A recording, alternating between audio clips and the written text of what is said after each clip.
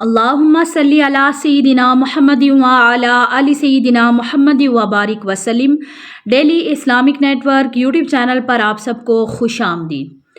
ایسے گھروں میں برکت نہیں آتی، چاہے آپ کچھ بھی پڑھ لیں، جتنی مرضی پڑھائی کر لیں، چاہے آپ جتنا مرضی اس گھر میں ذکر و اذکار کر لیں، ایسے گھروں میں شیاطین اور نحوستیں، بیماریاں، مصیبتیں، پریشانیاں بسیرا کرتی ہیں۔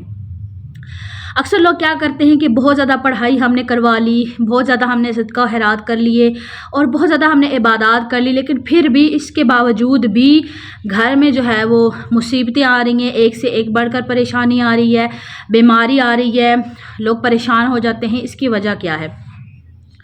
اس کی وجہ یہ ہے کہ ہم لوگ پہلے انتظار کرتے ہیں، ہمارے گھر میں کوئی مصیبت آئے، کوئی پریشانی آئے، کوئی ٹینشن آئے تو ہم ذکر کریں، اس سے پہلے ہم اپنا بچاؤ نہیں کرتے ہیں۔ شیاطین کس گھر میں آتے ہیں؟ جو جنات ہوتے ہیں، جو غلیظ شیاطین ہوتے ہیں، جو انسانوں کو تنگ کرتے ہیں۔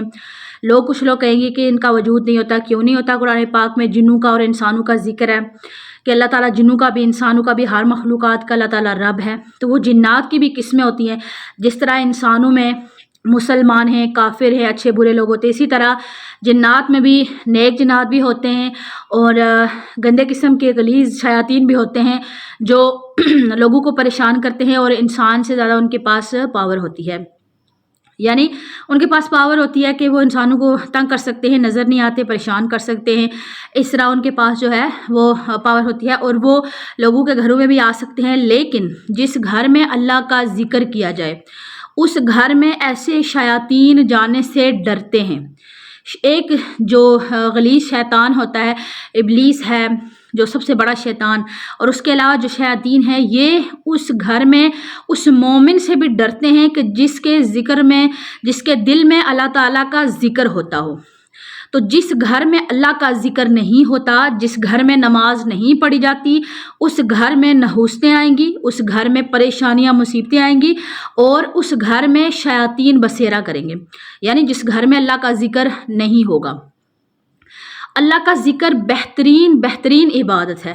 نبی پاک صلی اللہ علیہ وآلہ وسلم نے فرمایا کہ جو سب سے زیادہ جو چیز میں صحابہ کرام کو فرمایا کہ میں تمہیں نہ بتاؤں کہ جو جہاد سے بھی افضل ہے، جو صدقہ خیرات کرنے سے بھی افضل ہے، ہر عبادت سے افضل ہے؟ تو صحابہ کرام نے فرمایا کہ یا رسول اللہ صلی اللہ علیہ وآلہ وسلم، آپ ہمیں ضرور بتائیں۔ تو آپ علیہ الصلوۃ والسلام نے فرمایا کہ اللہ کا ذکر کرنا۔ قرآن پاک میں بھی اللہ تعالیٰ فرماتا ہے کہ تم مجھے یاد کرو، میں تمہیں یاد کروں گا۔ آج جب انسان اللہ تعالیٰ کی طرف ایک قدم جاتا ہے تو اللہ تعالیٰ انسان کی طرف 10 قدم بڑھاتا ہے۔ سبحان اللہ۔ اللہ تعالیٰ کی انسان کے ساتھ محبت بہت زیادہ ہے۔ ہم لوگ دعوے کرتے ہیں نا کہ ہمیں اللہ تعالیٰ سے بڑی محبت ہے، لیکن اللہ تبارک و تعالیٰ، حدیث پاک میں آتا ہے کہ اگر انسان کو، مومن انسان کو یہ پتہ چل جائے کہ اللہ تعالیٰ اس سے کتنی محبت کرتا ہے اور کتنے اسباب اس کے لیے پیدا کرتا ہے جو اسے پتہ بھی نہیں ہے، تو انسان کا دل اللہ کی محبت سے پھٹ جائے۔ اتنا اللہ تعالیٰ انسان سے محبت کرتا ہے۔ اللہ تبارک و تعالیٰ کی محبت انسان کے ساتھ بے مثال ہے۔ تو اللہ تعالیٰ کا اگر آپ کو لگتا ہے آپ کے گھر میں پریشانی نہیں بھی ہو، ٹینشن کوئی کسی قسم کی نہیں بھی ہو، پھر بھی اللہ کا ذکر کریں تاکہ پریشانی آئے ہی نہ۔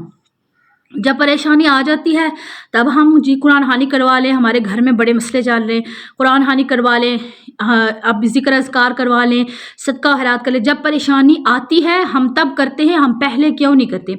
اللہ تعالیٰ کی محبت میں آپ اگر اللہ کا ذکر کریں گے نا تو اللہ تعالیٰ آپ پر وہ پریشانی آنے ہی نہیں دیں گے، آنے سے پہلے ہی وہ پریشانی، ٹینشن آپ سے دور کر دی جائے گی۔ تو اللہ تعالیٰ کا ذکر آپ صرف اللہ کی محبت میں کریں۔ بنی اسرائیل میں ایک شخص تھا نا، تو اس شخص کو اللہ تعالیٰ نے بہت مال و دولت عطا کی ہوئی تھی، اس کے پاس اس ٹائم جو بھی تھا، درہم دینار جو بھی تھے، بہت مال تھا اس کے پاس، اور بہت امیر کبیر تھا اور عیاشیوں میں پڑا ہوا تھا۔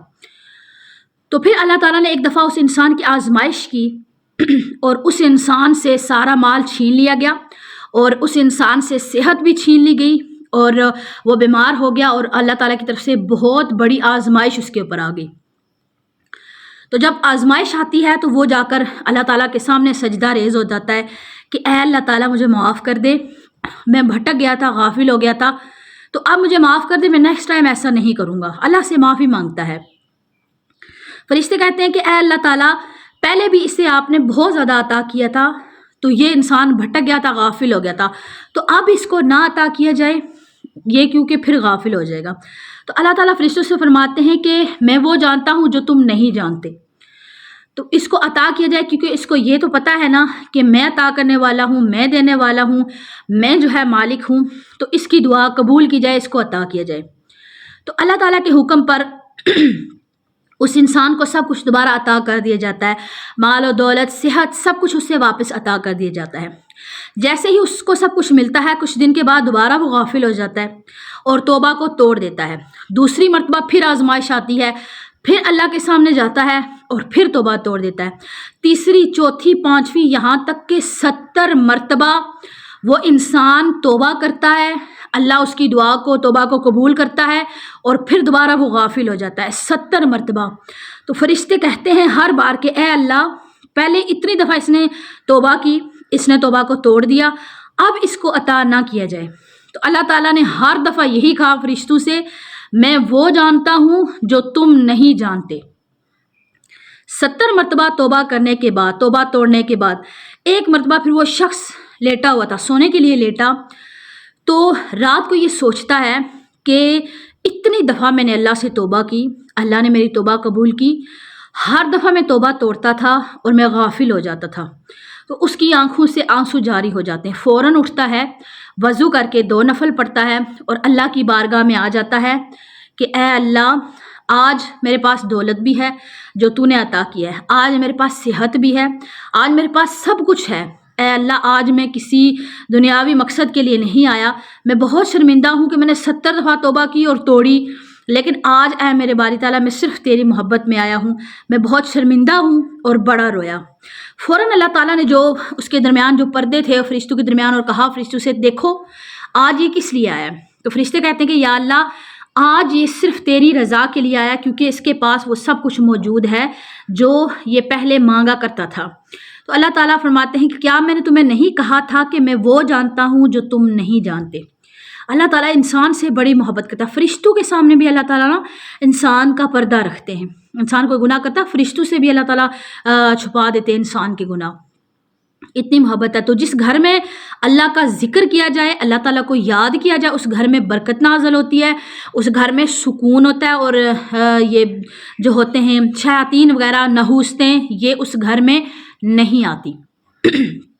نمبر 2 پر، جس گھر میں قرآن پاک پڑھا جائے. اچھا، ایک بات یاد رکھیے گا، قرآن پاک پڑھنا یا سننا دونوں عبادت ہیں.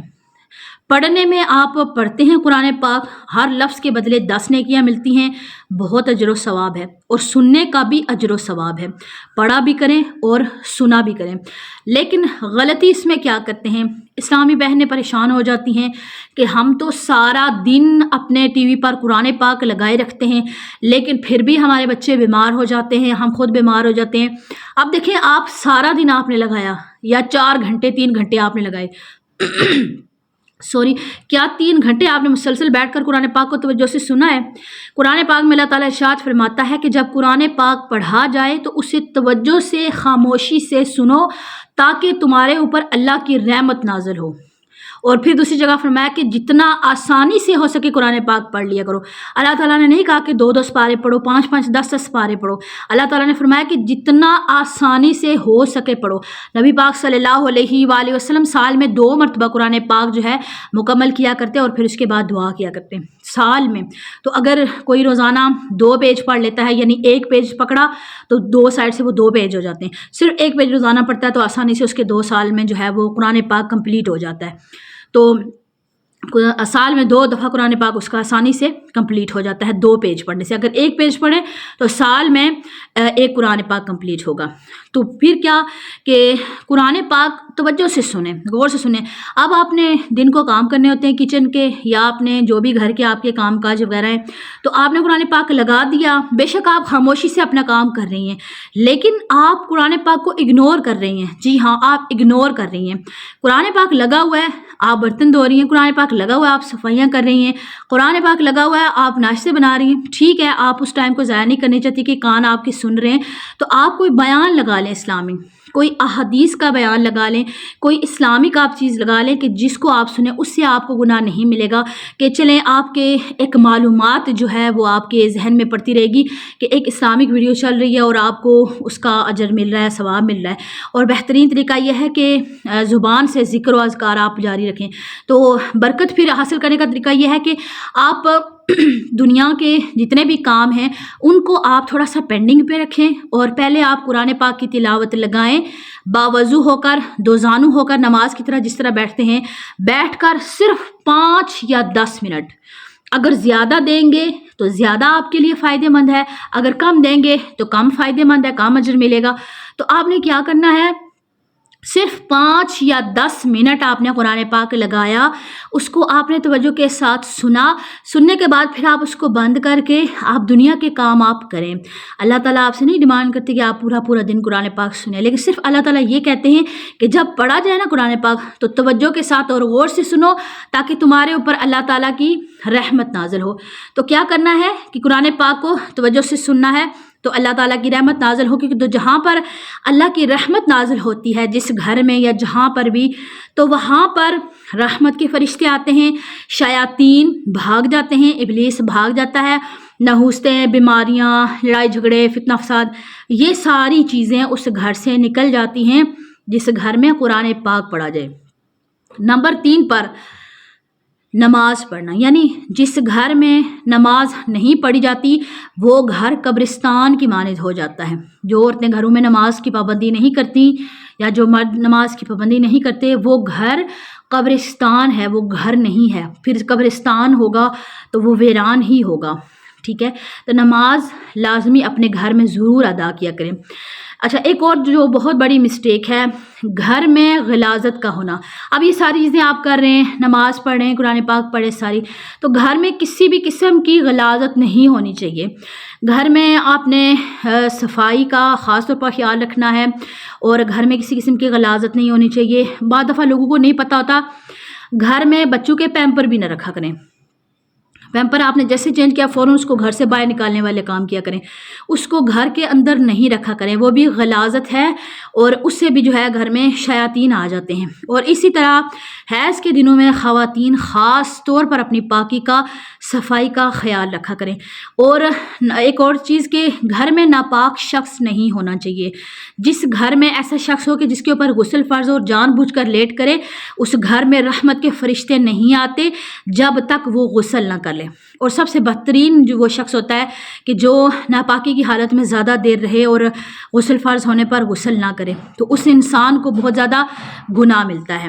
مجھے امید ہے کہ آج کی ویڈیو آپ کو سمجھ میں آ گئی ہوگی۔ ویڈیو پسند آئی تو لائک اور شیئر کرنا مت بھولیے گا۔ السلام علیکم ورحمۃ اللہ وبرکاتہ۔